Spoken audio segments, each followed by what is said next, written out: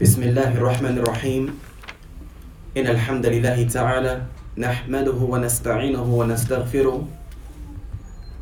ونعوذ بالله من شرور أنفسنا ومن سيئات أعمالنا من يهده الله فلا مضل له ومن يضلل فلا هادي له وأشهد أن لا إله إلا الله وحده لا شريك له وأشهد أن محمدا عبده ورسوله صلى الله عليه وعلى آله وسلم فإن أصدق الحديث كتاب الله تبارك وتعالى وخير الهدي هدي محمد صلى الله عليه وعلى آله وسلم وشر الأمور محدثاتها وكل محدثة بدعة وكل بدعة ضلالة أما بعد السلام عليكم ورحمة الله وبركاته. Today is the 19th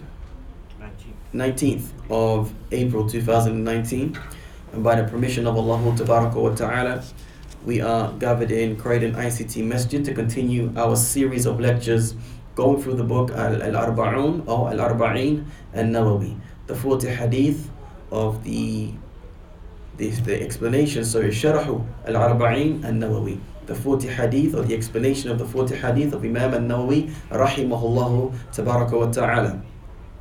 And today, by Allah's permission, we are going to cover Al-Hadith Al-Tasi'u Ashara, the 19th hadith. Alright, today we're going to cover the 19th hadith.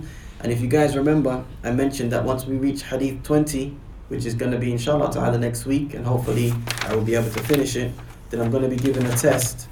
Alright, a test. Hadith number 20 is really short, but a lot can be said. We're going to have a test inshallah ta'ala, so it's going to be the following week. So not next week, but the week after that, inshallah ta'ala, we're going to have a test from hadith number 10 all the way up to hadith 20. Alright guys, so if you guys have the ability to either listen to lectures online, go back to books, and just recap of the benefits and the fawaid and those ahadith that we covered from number 10 all the way through, inshaAllah tabaraka wa ta'ala, to number 20. The hadith today is probably for me, especially in recent times, one of the most pertinent and important ahadith in my life and to me. Why? Because what the hadith indicates from the pureness of putting one's trust in Allah tabaraka wa ta'ala, the pureness of putting one's trust, not merely saying that I'm going to put my trust in Allah tabaraka wa ta'ala, but really truly putting your trust in Allah. And oftentimes a person won't know how much he has to put his trust in Allah, or how much he should put his trust in Allah, when putting your trust in Allah is the only option that you have left. Make sense, ikhwani? Sometimes when we live in ease and comfort, we can sometimes forget that Allah is in control of everything. If somebody were to ask you, you say, of course Allah is in control of everything. But sometimes when we have food at our disposals, and we have all of these luxuries at our disposals, and society has turned us into a bunch of consumers. Anything you see, you want, you buy. You sometimes forget that nothing happens except by Allah Ta'ala's permission. And oftentimes you'll see children or just people in poor countries who don't know when their next meal is going to come. You see the fruits of true tawakkul in Allah Ta'ala. Does that make sense, ikhwan? So sometimes, not all the time, but sometimes when somebody goes through a hardship, that hardship in and of itself is a blessing.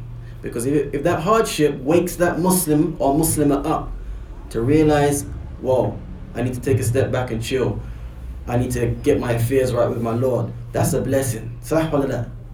If Allah leaves a person through his whole life to experience ease and no hardships, thus he forgets about his Lord, that's a musibah from the Masa'ib. Is that not true? It's a calamity. That's a calamity.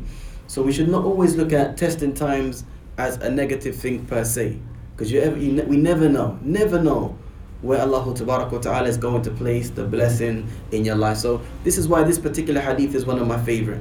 Why? Because what it indicates and what it teaches the Muslim from the perfection of having true tawakkul in Allah Ta'ala, putting your trust in Allah. And also asking Allah alone, as we're going to see in the hadith. But does that mean because this particular hadith indicates the importance of putting your tawakkul and asking Allah Ta'ala for those things that you want in life, does that mean that it's never permissible under no circumstances to ask human beings for things? Because in the hadith it says, إِذَا اسْتَعَنْتَ فَاسْتَعِنْ بِاللَّهِ. If you seek help, aid, assistance, then seek aid, help, assistance from Allah Ta'ala. Does that mean now that we can't ask other people, other human beings for help if we're in need? Let's see what the scholars mention about this particular hadith. And sometimes as well, ikhwani, let's be honest with ourselves. There's not a single Muslim here, maybe apart from you young ones now, except that they've experienced hardships to the point where somebody comes and bails them out and you're thankful to that person. Sah? Everyone's been in a situation where you don't know how you're going to get out. Maybe it could be financial. Maybe it could be, something else related to the affairs of the dunya. Then this person comes and gets you out of that sticky situation, and you, for a split second, you almost think that that person was the cause of that temporary relief. Or if I just get to speak to so-and-so, then that person can help me out of my situation. This hadith tells us the complete opposite. This hadith tells us even if the ummah were to gather together in order to benefit you with something, they won't be able to benefit you with anything except that Allah Ta'ala will that benefit to come to you. And similarly, the opposite is true. If the whole ummah, and the word ummah here is general, from the first of the ummah to the last. If the whole ummah was to gather together to harm you with something, they will not be able to harm you except with that which Allah Ta'ala has already prescribed and written. If we as Muslims truly understood the power of what's being mentioned here, and I'm not saying that I do, but if we truly understood the power, we would be living in a completely different place. Because we understand that no harm, no benefit can come except by Allah's permission. And then that brings us on to another subject, the importance of having patience. Because it could be that Allah Ta'ala willed and decreed some harm to afflict a person, whether that be death, whether that be an illness, whether that be a loss of property or wealth. Whatever that harm is, if it's written, that will never ever miss you. And if it's not written, that will never ever come to you. But if it is written that something bad afflicts you or somebody that's connected to you, then it goes to show the importance of having a sabr. And a sabr, as we all know, means patience. But is a sabr being patient once the calamity drops, i.e. the musibah, the news of the death of a loved one hits you or comes to you right now, or the news of the illness of a loved one comes to you right now? Is a sabr, the sabr that Allah Ta'ala is pleased with, is that sabr being patient when you first hear that news, or wilding out, screaming, yelling, shouting, acting crazy, and then maybe 5 hours later, 1 day later, 5 days later, you say, I'm going to be patient now? Is that what's intended from the Muslim? Because la shak, there's going to be harms that afflict the Muslim. So the Muslim is required Islamically to be patient. And inshallah ta'ala, we're going to cover today the 3 different categories of patience, or the 3 types of patience that the Muslim, or the 3 areas, shall I say, I like it, that sounds better, the 3 areas in which the Muslim should be patient. لا بس ده ما problem. طيب, all of us, ikhwani wa akhwati fillah, have come across the hadith wherein the Prophet sallallahu alayhi wa ala alihi wa sallam قال من ستر مسلما ستره الله. Whomsoever conceals the faults of a Muslim, ستره الله. Allah Tabarak wa Ta'ala will conceal his faults. And in the same hadith, a little bit further down, the Prophet sallallahu alayhi wa sallam قال من نفس عن مؤمن كربة نفس الله كربة من كرب الدنيا يوم القيامة وكما قال النبي صلى الله عليه وعلى آله وسلم. Whomsoever relieves a Muslim from a kurba, a hardship, Allah Tabarak wa Ta'ala will do what, ikhwan? Relieve or relieve that individual, akmilu, from a hardship on Yawm al-Qiyamah. So the first part of the hadith, I said, man satara musliman satarahu Allah. Whoever covers up or conceals the faults of his brother. This isn't the one that is flamboyant about his sins, by the way. The one that's flamboyant and boasts about his sins and makes it known to the people, there's no ghibah for that person. Alright?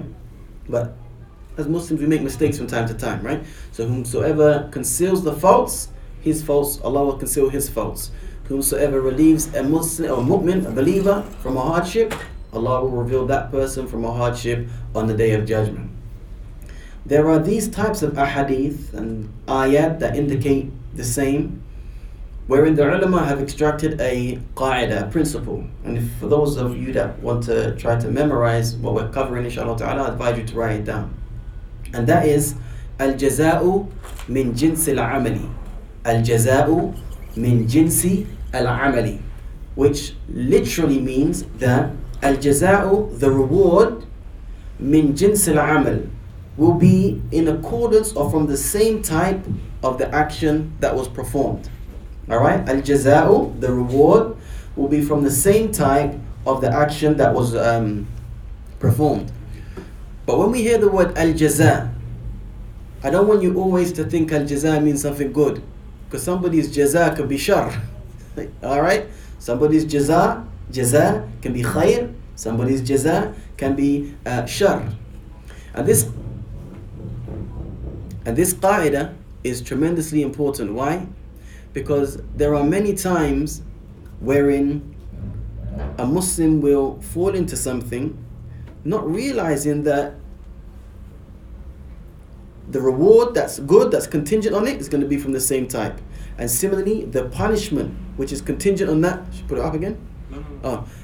Or the punishment that's contingent on... You know what, every time I look, I see your hand moving up and I'm thinking you're telling me to do this. Do you not ask me now or should I finish? And the punishment that's contingent on the action that you're doing is going to be from the same type. So we've got an ayah in the Quran where Allah Tabarak wa Ta'ala yaqul,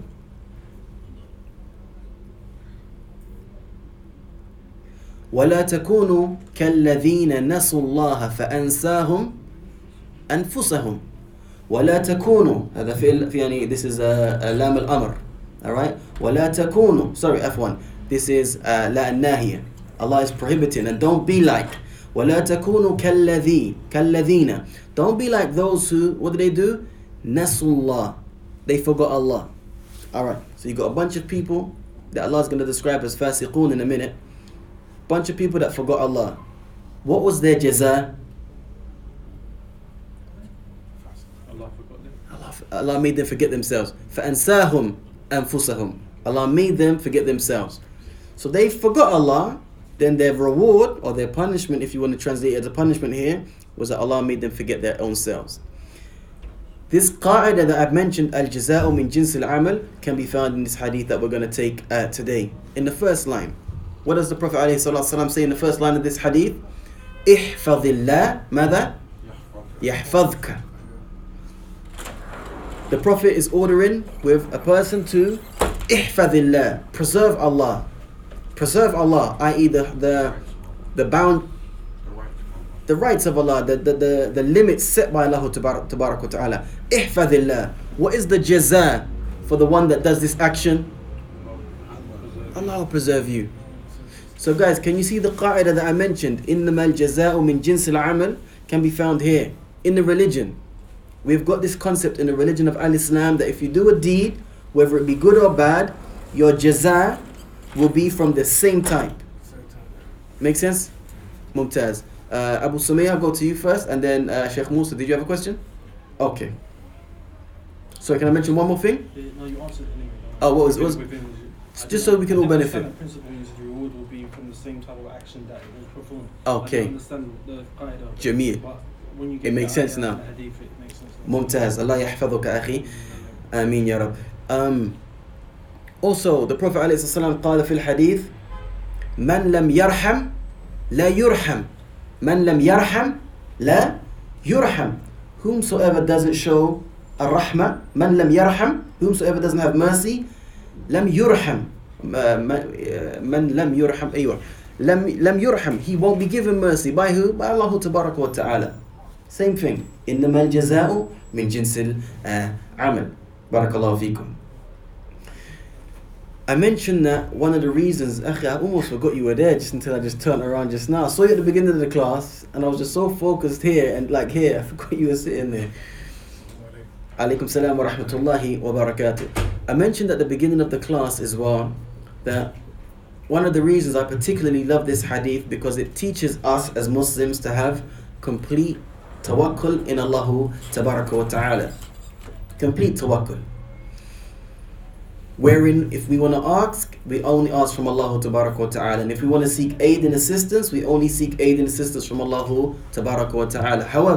However, I alluded to the fact that does that mean that at no time in the life of the Muslim, no matter what he or she is going through, he can't ask other than Allah? Of course, reality necessitates that can't be true. That the aql necessitates that can't be true.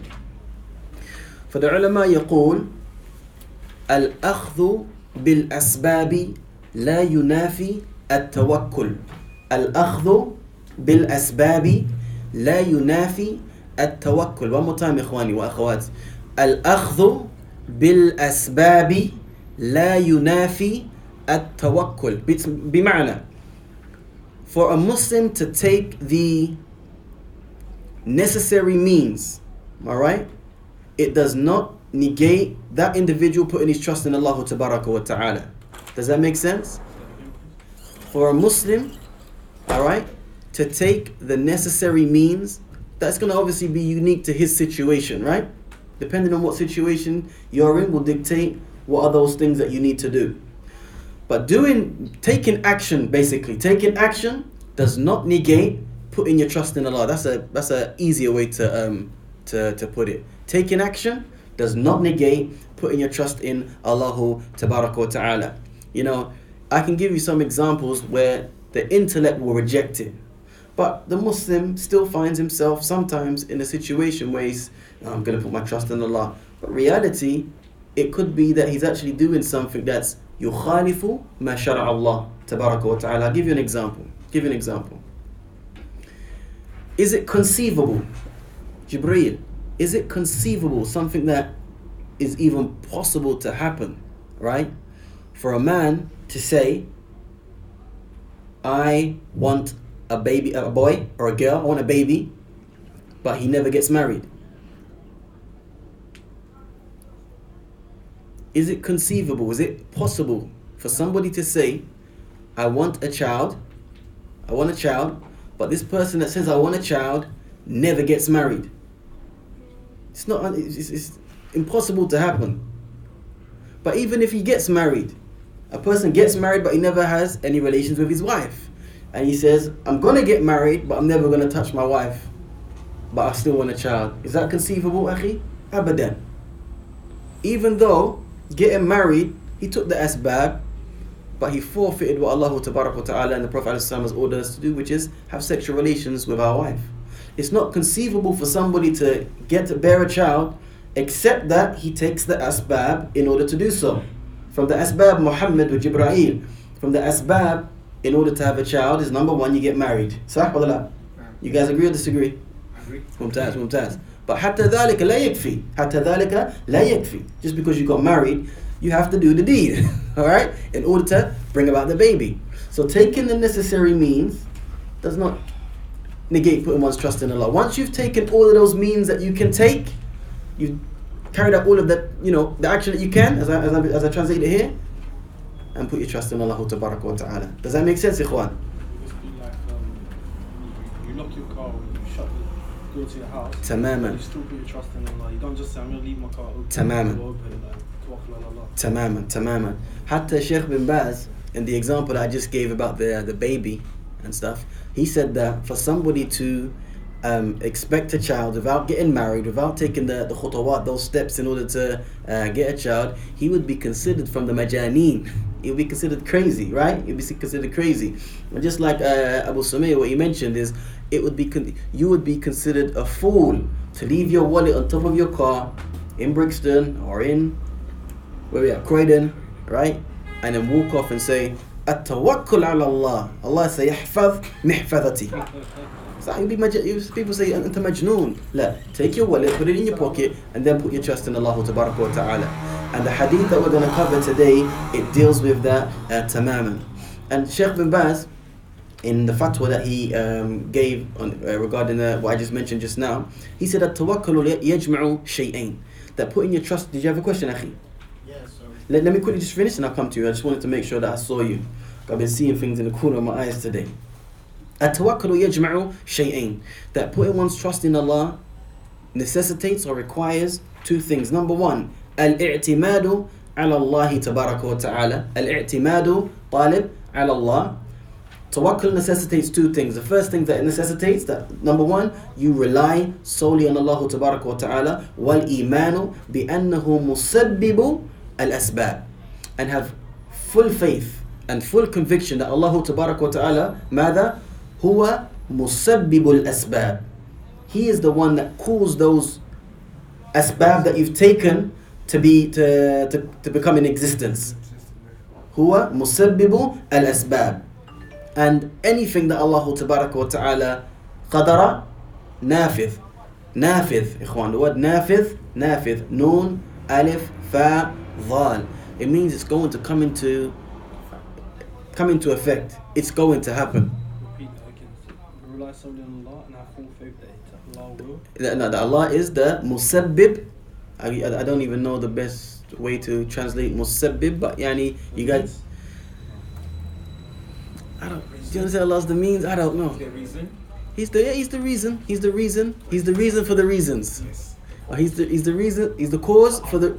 He's the cause or the ultimate cause. Did you say ultimate? I said uncaused cause. Okay, mashallah. He's the ultimate cause for those asbab being made available to you. Alright?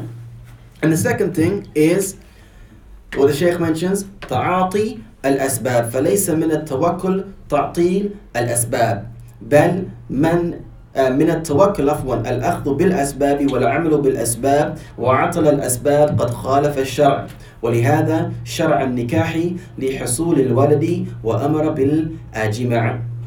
Here basically in a nutshell, not only do we have to rely on Allah Ta'ala solely and believe that He's the sole or the ultimate cause behind those asbab being open to us, but again, we have to take those means, we have to take the necessary steps, we have to take action, because it's not acceptable. In fact, you could be going against and contravening the legislation of Allah Ta'ala if you don't do that. Once again, ikhwani, this hadith goes to show the importance of al-akhdhu bil asbab. Tafadhal ya akhi, somebody had a question here? Oh yeah, no. So, Just keep getting forgotten. because you're on the wall, like. So, with all that's been said, No. you say that taking the necessary steps Uh-huh. is tying your camel. 100%. Then putting your trust in Allah. 100%. Tie your camel first. 100%. Then you put your trust in Allah. 100%. Al-Akh yaqul, the brother said, so can we say khulasatan that taking the necessary steps is what is is to tie your camel. A very, very well-known saying among the Muslims, tie your camel, tie your camel, tie your camel. Meaning, tie your camel, put your trust in Allah, and then, take the means by tying your camel, and then put your trust in Allah. No. Where did that come from, tying your camel? I believe... I think they come from Somalia. I don't think I don't think it came from Somalia, akhi. We love eating trouble being in it. MashaAllah. Allahu Akbar. I believe there's a hadith, akhi, if I'm not mistaken. Alaykum salam wa rahmatullah wa barakatuh. Hadith. There's a bit. I thought that, I just didn't want to No. Jazakallah khair. Jazakallah khair. Alright, ikhwani wa akhwati fillah. Let's get into the hadith, inshallah ta'ala. I'm going to read it and then translate, and then inshallah ta'ala I'll make a talkhis, a summary of what Sheikh Muhammad ibn Salih Al-Uthaymeen mentions. Sorry, just say it's a hadith that we put by Anas bin Malik. Yeah, akhi? Bismillah. Tirmidhi and graded Hassan by Sheikh Al-Bani. What's the hadith? Read it. Anas bin Malik reported, a man said, "O Messenger of Allah, should I tie my camel and then put trust in Allah, or should I leave her untied and trust in Allah?" Prophet Sallallahu Alaihi Wasallam said, "Tie her and trust in Allah." Tirmidhi graded Hassan by Sheikh Al-Bani. Mumtaz. You know what, subhanAllah, now that it's funny, when I'm speaking, I'm focusing so much on what I'm going to say, I don't really listen to what I'm saying. You know, I mean, that's why sometimes people make mistakes, right? But when you read the hadith now and I had a chance just to listen, I just felt something different when you mentioned it, and that is this. Read the hadith one more time for me, akhi. Let's see if that feeling comes back. Anas radiallahu anh reported that a person asked Rasulullah sallallahu alaihi wasallam, "Should I tie my camel and have tawakkul, or should I leave her untied and have tawakkul?" Rasulullah sallallahu alaihi wasallam replied, "Tie her and have tawakkul." Now the reason why that touched me, right, is because let's take the example of a person that's sick. He's sick, terminally ill. So the doctor comes to him and says, "Ya fulan, you need to take X operation or X drug to cure your illness." Either or maybe both. Some people need operation and drugs. Some people might just need drugs. Some people might just need operation. So the person says, "La ana atawakkulu ala Rabbi." I'm going to put my trust in Allah. This is just a discussion now. No right, no wrong answer. I just want to know what you guys feel, and then we're going to move on to the next half of my question. Tafaddal. So I take a step first, taking their advice, because it's a lot more that cause forward. I.e. the operation and the drugs. And then I would put my trust in Allah.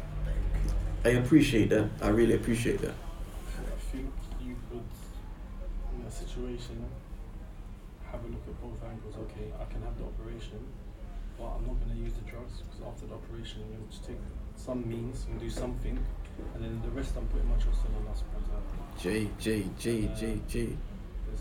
Sorry to No, continue. But there's a brother from this masjid, mashallah, tabarakallah.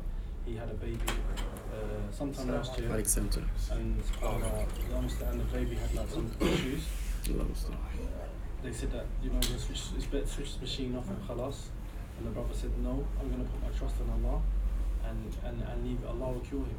And they said, "Listen, he hasn't got a chance." And Allah, the child now is alhamdulillah, he's normal. And the doctor said to him, "You don't understand." Look at that. Look Look at that. Allah. Interesting. I'll come to you, Sheikh, next Muslim. Obviously, sadly, it's the horror before, but what my dad normally says is that if you're ill, you don't go to the barbers, you go to the doctor. So here. So if you trust Allah, yes, but you should also trust the ability of this specialist doctor or whatever, and hope that he has a good understanding as well. That's deep. Jazakallah khair, akhi.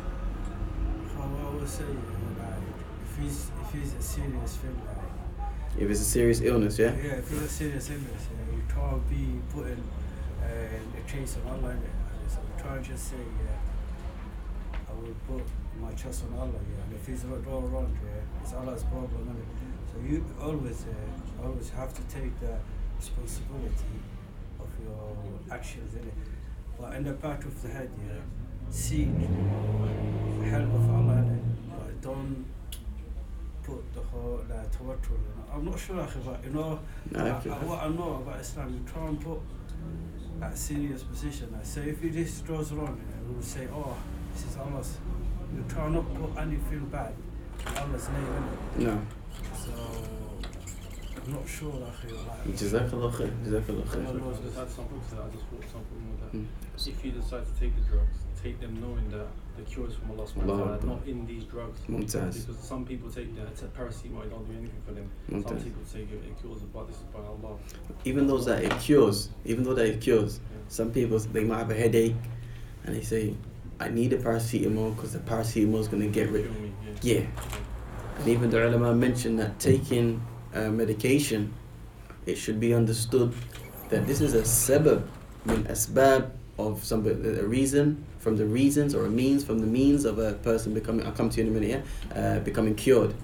That thing in and of itself didn't cure you. It was by Allah subhanahu wa ta'ala's permission that you were cured. That's a perfection of somebody's tawheed. And you tend to find, like I mentioned earlier, when we're in difficult situations, that's when the apparentness of somebody's tawheed comes, whether it's strong or it's weak. Sometimes somebody's in a calamity, they say, why me? Or somebody might pass away that's close to you, and Allah shouldn't have taken him away. He didn't deserve to die. You hear this oftentimes, right? This is not me making it up, you know. Allah al-Musta'an. Question. What I would say is that you have to take the right steps into the direction of healing yourself, because mashallah, he caught himself though. I like it. Actually, that was like a split second. If I never mentioned it, maybe some people would have missed it. Because it's like blindfolding yourself and then walking into a motorway. Yeah, 100%. And saying, I have tawakkul in Allah. 100%. It's more likely that you get run over than if your eyes are open. Allahu Akbar. Jazakallahu khair. The reason why I asked you this question for you guys to reflect is because, especially in the case of somebody being ill, it's a really controversial issue. It's a really controversial issue, especially when it comes to doing drugs. But I agree with you guys. I believe that if a person, depending on the illness that is, all right, no two illnesses are the same. I'll come to you. Depending on the illness, will necessitate what steps, and maybe the stage of the illness. There's factors, right? What steps a person will take. If somebody, for example, gets cancer and it's in like stage 1, which is like the early stage, and it's possible that that person could eat right, live right, in order to minimize or even eliminate the cancer, then obviously, you know, you put your trust in Allah, but you still take those asbab. As it relates to medicines and drugs and operations, then my opinion is that, like I said, it depends on the stage, and the least that you can do in order for you to, you know, put any foreign agents in your body. You guys know what I mean by when I say foreign agents? Yeah. Pharmaceutical drugs. All of that stuff, right? Any foreign agents in your body that's not supposed to be there, then the better. You hear me? The better. If there's no other option, they say, for example, that cancer spread to your neck, your lungs, your colon, anywhere. Obviously, that putting your trust in Allah is something that's da'iman, it never stops. But you obviously now have to move on to phase 2 now and take whatever's available at a time, on the advice of what somebody said over here, the specialists in that field. Oh, sorry, it was you. Sir, isn't the hadith where it says that when Allah decrees down a sickness, He also decrees down the cure for it? For sure. So isn't that eating a medicine can be a means of that cure Allah is giving it to you? Sure. Yeah, for sure, definitely. But I think what we were more speaking about here is some people can get that misconstrued, and they start to believe the cure's the medicine. Yeah, no. Without returning the glory and the thanks and the praise to the one that enabled that medicine to even be produced in the first place. ماذا قال النبي عليه الصلاة والسلام؟ احرص على ما ينفعك واستعن بالله. احرص على ما ينفعك واستعن بالله كما قال النبي عليه الصلاة والسلام. احرص, be diligent on those things that are going to benefit you. واستعن بالله, and ask Allah. Being diligent on those things that are going to benefit you is like medicine. Medicine, obviously, as long as it's in conformity with what the Sharia has allowed. You just clarify for the kids, when you say drugs, you're talking about medicine, because I'm just thinking these kids are going to go home thinking, this smile says take drugs if you're ill. 10 years later, Allah forbid, they're smoking weed, say, you'll study Smile told me. Okay, me and you will have a mushkila. Let me make that bayan right now. Drugs, guys, is a synonym, a maradif, for medicine. Alright? Drugs, medicinal drugs. Yeah? G. Don't say foreign agents, it sounds like Yeah, is it Colombia. Colombia.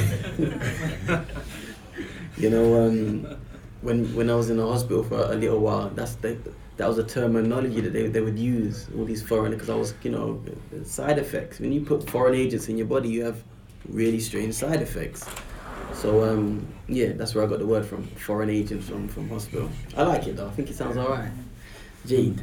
Naqra, inshallah ta'ala. I got to apologize, I did want to print out some of this so what somebody could read, as I said last week, but time didn't permit. I don't have this on PDF, so I would have had to type it up. It would have been too time consuming. طيب نقرأ إن شاء الله.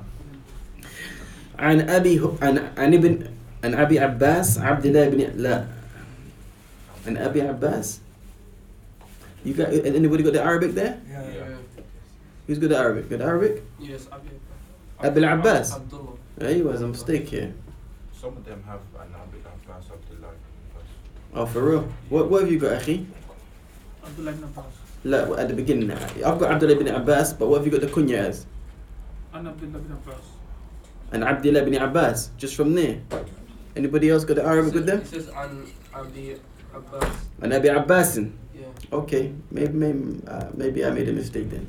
Anyway, an Abi Abbas Abdullah ibn Abbas radiyallahu anhuma قال كنت خلف النبي صلى الله عليه وسلم يوما فقال the Prophet عليه السلام قال يا غلام إني أعلمك كلمات احفظ الله يحفظك احفظ الله تجده تجاهك فإذا سألت فاسأل الله وإذا استعنت فاستعن بالله واعلم أن الأمة لو اجتمعت على أن ينفعوك بشيء لم ينفعوك إلا بشيء قد كتبه الله لك وإن اجتمعوا على أن يضرك بشيء لم يضرك إلا بشيء قد كتبه الله عليك رفعت الأقلام وجفت الصحف رواه الترمذي وقال حديث حسن صحيح وفي رواية غير الترمذي احفظ الله تجده أمامك تعرف إلى الله في الرخاء يعرفك في الشدة واعلم أن ما أخطأك لم يكن ليصيبك وأن ما أصابك لم يكن ليخطئك واعلم أن النصر مع الصبر وأن الفرج مع الكرب وأن مع العسر يسرا. On the authority of Abu Abbas Abdullah ibn Abbas, may Allah tabarak wa ta'ala be pleased with the both of them, he said, كنت خلف النبي عليه الصلاة والسلام يوما فقال, I was behind the Prophet sallallahu alayhi wasallam one day and he said to me. The fact that Ibn Abbas radiyallahu ta'ala anhu was behind the Prophet, this has two potential meanings. Either he was walking behind him, alright, كان يمشي خلفه, or he was on a riding beast with the Prophet alayhi salatu wasalam, but he was sitting behind him. Alright? Either one of the two. Then the Prophet ﷺ addressed Ibn Abbas وقال يا غلام. يا غلام. Who knows what ghulam means? A young person. Oh, young boy. Why did the Prophet ﷺ address Ibn Abbas as ghulam? Because he was young. When the Prophet ﷺ passed away, it said that Ibn Abbas was taqriban 15 years old. Just a bit younger than you. Just a bit younger than you. And Ibn Abbas and Ibn Mas'ud are those two companions who were known as Turjamani, ماذا? Al-Quran, the interpreters of the Quran, if you like. The interpreters of the Quran. And Prophet Muhammad Alayhi salam. made dua that Ibn Abbas understood the Quran. Allahumma faqihhu fi din. And also Ibn Mas'ud, no one understood the Quran better than him. هكذا. على كل حال the Prophet عليه الصلاة والسلام قال يا غلام إني أعلمك كلمات. Oh young boy, indeed I will teach you some words. Think about the husnul at-ta'aleem from the Prophet عليه الصلاة والسلام. When you want to, you hungry? Hungry?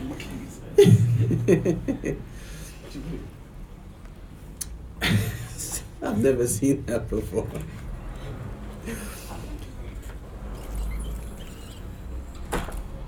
When you want to teach somebody something, right, and that thing that you want to teach is of importance, you would find a way to say something to that person before you give them that important news. Either by saying, son, listen to me, I'm going to tell you something important right now. Or, as the Prophet ﷺ says, young boy, I'm going to teach you some words. Meaning, for the person that's listening to this, okay, what I'm about to hear right now is going to be of great importance. And this is how we should try to adorn ourselves when we try to teach either our children or or our children or young children in general. If we want to point out something that's important, use words that's going to grab that person's attention. The Prophet ﷺ, he was the best of teachers. What did he say? Ihfadillah yahfadhk. Preserve Allah, i.e. preserve the boundaries, preserve the hudud, preserve the rights of Allah Ta'ala and the limits of Allah, and Allah Ta'ala will preserve you. Does this section of the hadith not indicate the principle that I mentioned at the beginning of this lesson? إِنَّمَا الْجَزَاءُ مِنْ, I think it was a little bit late. You explained it after. Oh, I repeated it again? This is exactly from the hadith, this part of the hadith, which indicates the principle that I mentioned at the beginning of the class, Ikhwani. These principles, anytime you have a qa'idah that is, a qa'idah that is sahihah from the ulama, these qawa'id have been taken from the kitab and the sunnah. So as opposed to teaching somebody every single time the Prophet ﷺ made an action contingent, or made the reward for an action contingent on the action, or every time Allah Ta'ala made the reward for an action contingent on the action, you teach qawa'id. I can probably teach you one qa'idah which you can apply for 1,000 masail, or we can try to cover 1,000 different proofs and evidences when we could have just covered one qa'idah to eliminate that. Do you understand? This is why it's important to learn qawa'id in the religion. Because with that one qa'idah, al-jaza'u min jins al-amal, you can apply it here. You can apply it to man satara musliman satarahu Allah. Okay, man nafasa an mu'minin kurbatan, al-hadith. Do you understand, guys? It's so important to learn these qawa'id and also to make a note of it. Because if you don't, you will forget it. You will forget it. احفظ الله يحفظك. احفظ الله تجده تجاهك. المعنى تجاهك أمامك. If you preserve the rights of Allah Tabarak wa Ta'ala, you'll find him in front of you. Jibreel.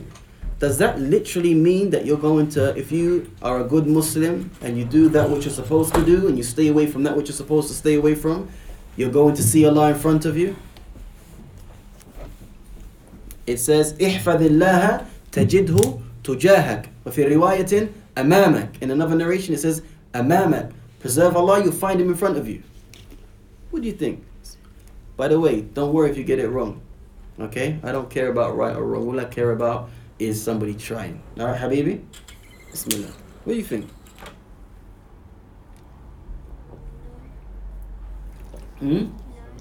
He's not literally going to be in front of you. Excellent. So what do you think it means? What's the intended meaning of the Prophet's statement here? Preserve Allah and you will find him in front of you. That's no problem. What do you think? You know what's coming for you. That's why you cut your hood out. What do you think?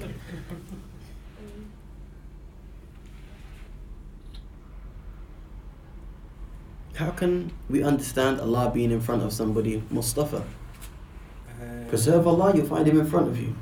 Basically, he will answer, will look after you. Excellent. That's it. He will look after you. Guide you. He will guide you.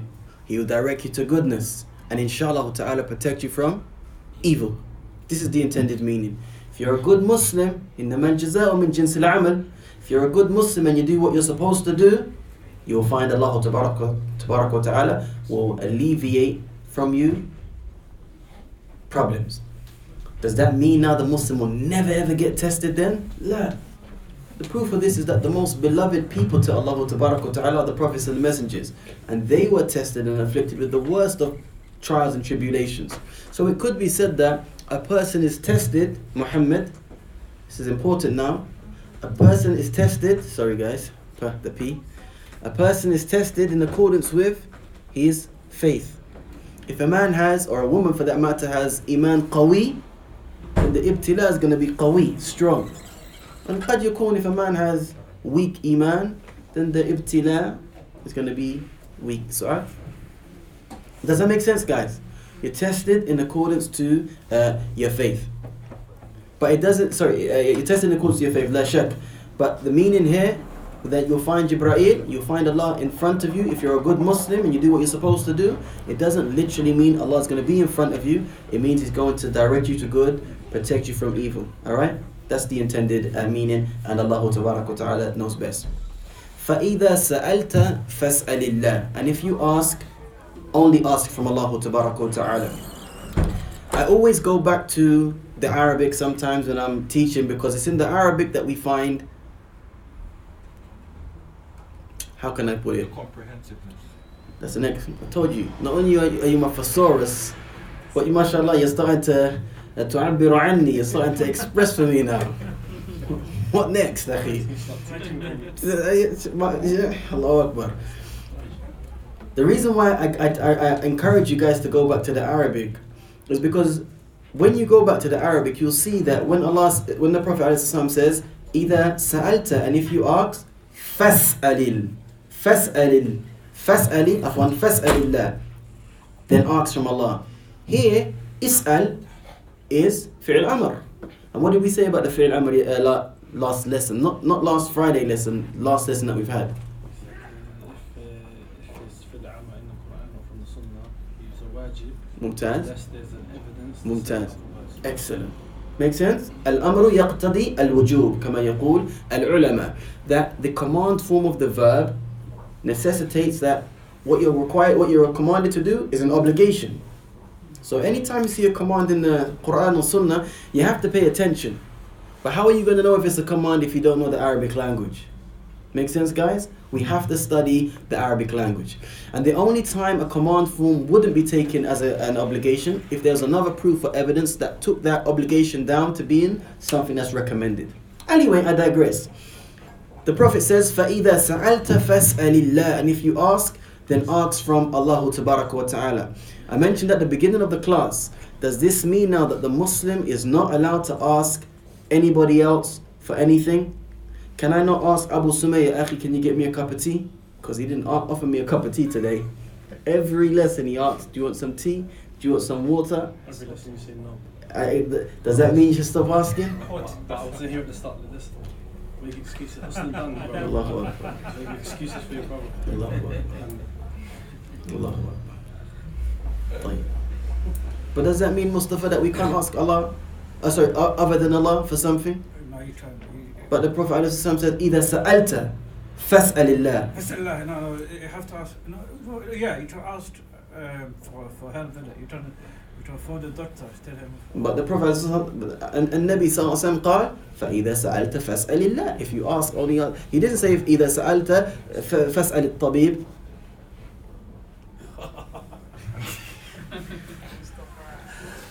ما رأيك يا شيخ؟ ما اسمك؟ أنا آدم. آدم. من أين أنت؟ أنا من ليستر.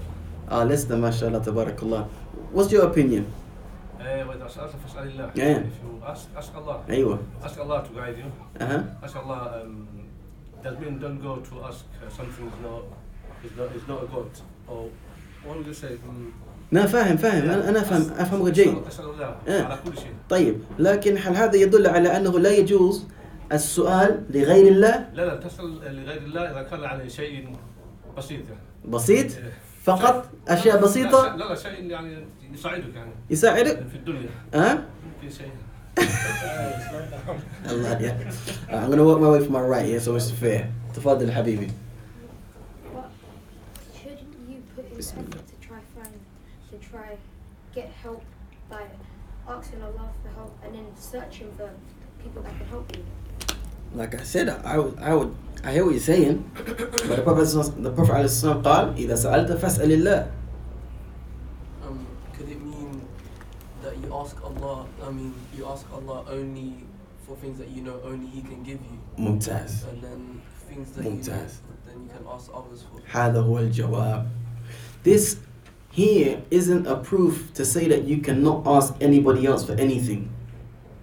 This is a proof to say that you only ask Allah for those things in which only Allah can do. If I want to have a child, I'm not going to ask anybody, bless us with a child. Because only Allah Ta'ala is capable of giving a child. Does that make sense, Ikhwani? As it relates to asking Abu Sumayya, and this is the second time I'm going to say it now, for a cup of tea, no sugar. Alright, شيء أخضر من فضلك. ما شاء الله. جالس لا يزال جالس. I'm only joking. Then there's no problem with doing that. Why? Because Abu Sumayya, as lazy as he is right now, I'm joking, akhi, wallahi. Ask somebody to do something that they're not able to do. That's where it comes into shirk, and this is what the Prophet ﷺ was trying to teach the ummah. وَإِذَا اسْتَعَنْتَ فَاسْتَعِنْ بِاللَّهِ. Exactly the same principle. And if you ask for help, aid, assistance, then only seek it from Allah. I.e., in those things that only Allah Tabaraka wa Ta'ala can aid you. Now this is my personal favorite bit. وَعَلَمْ. No. أن الأمة لو اجتمعت على أن ينفعوك بشيء. If the whole ummah, i.e. from the first of the ummah إلى آخرها, to the last of the ummah, ya Muhammad, اجتمعوا, were to come together على أن ينفعوك بشيء, in order to benefit you with something, لم ينفعوك إلا بشيء قد كتبه الله لك. They will not be able to benefit you with a single thing except that Allah Tabarak wa Ta'ala wrote that thing for you. Does this not indicate the perfection of somebody's tawakkul? No problem asking somebody for some help, but at the end of the day, you know that this person can only help as much as Allah Tabarak wa Ta'ala willed for that person to help. And subsequently, the opposite is true. وَإِنِ اجْتَمَعُوا على أن يضرك بشيء لم يضرك إلا بشيء قد كتبه الله عليك. And if they were to gather together in order to harm you or bring you some harm, then they will not be able to give you or bring you any harm except that what Allah Tabarak wa Ta'ala has already written against you. رُفِعَتِ الْأَقْلَامُ. The pens have been raised. وَجَفَّتِ الصُّحُفِ. And the scrolls have dried. صح? The scrolls, they translate as suhuf as Scrolls or ink? لا ليس صحف إبراهيم وموسى. أيوة الصحف is like a page. What is it? Are they translated there? It says the pens have been lifted and the pages have dried. And the pages, yeah. Pages. على كل حال, just a grammar point. Do you remember, guys, when we covered a hadith one time, even maybe when we mentioned the ayah where Allah Tabarak wa Ta'ala يقول كتب عليكم الصيام كما كتب على الذين من قبلكم لعلكم تتقون. Alright, it says kutiba. It was written, or it has been prescribed. Also the hadith where the Prophet sallallahu alaihi wasallam قال رفع القلم عن ثلاث أو ثلاثة كما قال النبي عليه الصلاة والسلام. The pen has been raised from three people, for three types of people. Notice that each example that I gave, the verb kutiba wa rufi'a, is on the pattern fu'ila. The first letter has a dhamma, the second letter has a kasra, the third letter has a fatha. Kutiba, rufi'a. Make sense? Now, this form of the verb is what's known as al-mabni lil-majhul. Al-mabni lil-majhul. Al-mabni lil-majhul. Alright? Meaning that the verb is fixed in such a way that we don't actually, or shall I say, we don't actually, it hasn't been mentioned who is responsible for either prescribing fasting or raising the pens. It hasn't been mentioned. It doesn't say كتب الله كتب عليكم كتب الله عليكم الصيام. Allah didn't say that in the Quran. However, when we know that there is no one else that can do a thing apart from Allah Tabarak wa Ta'ala, then we don't have to mention the person that does it. So when we say in the Quran, كُتِبَ عَلَيْكُمُ الصِّيَامِ يَا أَيُّهَا الَّذِينَ آمَنُوا كُتِبَ عَلَيْكُمُ الصِّيَامِ, oh you have believed, fasting has been prescribed. Although Allah didn't mention that He done it, we know that it was Allah who did it. When the Prophet, peace be upon him, said رُفِعَ الْقَلَمُ عَنْ ثَلَاثٍ, the Prophet ﷺ didn't say رَفَعَ اللَّهُ الْقَلَمَ عَنْ ثَلَاثٍ, Allah raised the pen from, but we know that Allah is the only one that's capable to do so. The same is here. Notice that we said رُفِعَت. It doesn't say رَفَعَ اللَّهُ الْأَقْلَامِ. It says رُفِعَ. So how would you translate رُفِعَت? How would you translate رُفِعَت? If رَفَعَ means to raise, it's been raised. Mumtaz. It's been raised, whereby the subject hasn't been mentioned. Now the reason, guys, we didn't say rufi'a and we say rufi'at, we say rufi'at with the ta, is because al-aqlam is a inanimate object in the plural form. An inanimate object in a plural form, i.e. pens, they don't speak. Alright, they got no intellect. Now in the Arabic language, whenever you have an item or an object that doesn't have any intellect, when you change it into the plural form from qalam to aqlam, you refer back to it in the singular feminine. This is why we've got the ta at the end of the verb. I know that might be a bit heavy, guys, but just what you might be wondering why sometimes we say rufi'a and why sometimes we say rufi'at. هذا هو الجواب. Al-aqlamu is the plural of an inanimate object that doesn't have intellect. So when we change it to the plural, we still use the singular feminine version of the verb. Does that make sense? Bit heavy? Oh, geez. مفهوم? ممتاز ممتاز. رفعت الأقلام, the pens have been رفعت, raised. وجفت الصحف, and the scrolls or the pages have dried. Let's go on to see what the Shaykh mentioned. Some of the things I've already mentioned already, but inshallah ta'ala it'll be a reminder. What time is as-salahi? 55? 6 minutes past. Oh, 8. 6 minutes. Okay, J. قال الشيخ احفظ الله تجده تجاهك. Preserve Allah and you'll find him in front of you. ونقول في قوله, and we say concerning the statement of the Prophet صلى الله عليه وسلم, احفظ الله كما قلنا في الأولى, just like we said in the beginning. ومعنى تجده تجاهك بمعنى أمامك. يعني the meaning of when the Prophet ﷺ uses the word تجاهك, it means أمامك, i.e. to be in front of you.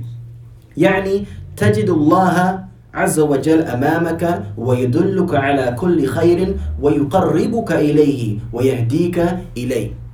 Everything that we've mentioned before, the Shaykh has mentioned here.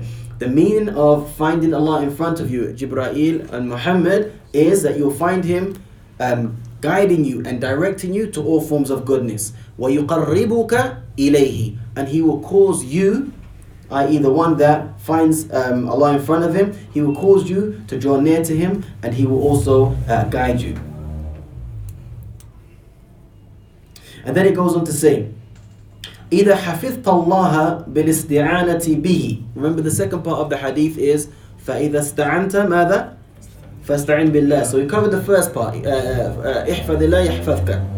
إِذَا اسْتَعَنْتَ فَاسْتَعِنْ بِاللَّهِ. The Shaykh says, إِذَا حَفِظْتَ اللَّهَ بِالِاسْتِعَانَةِ. If you preserve the rights of Allah Ta'ala by seeking His aid and His assistance, فَإِنَّ الْإِنسَانِ إِذَا اسْتَعَانَ بِاللَّهِ عَزَّ وَجَلَّ وَتَوَكَّلَ عَلَيْهِ كَانَ اللَّهُ حَسْبُهُ. Kalam Jameel, jiddan.